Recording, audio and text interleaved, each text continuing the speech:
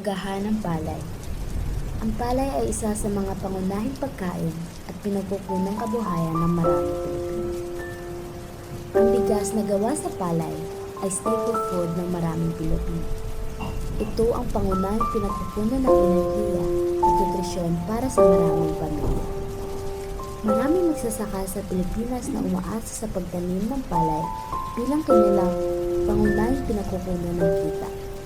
Ang industriya ng palay ay nagbibigay trabaho sa maraming Pilipino mula sa pagtanim hanggang sa pag-ani at pagproseso. At ang palay ay malaking papel sa kultura at tradisyon ng mga Pilipino. Maraming mga ritual at pagdiriwang ang may kaugnay sa pagtanim at pag-ani ng palay.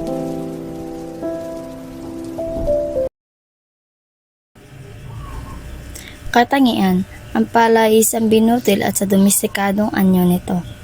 Ang pangunahing pinagkukunan ng pagkain ng mahigit sa kalahati ng populasyon ng mundo.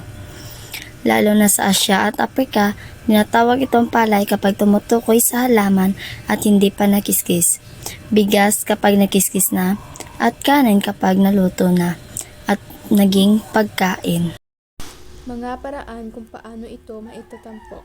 Pesta o festival, pahiyas festival o anihan festival na nagbibigay ng kasaganahan ng ani.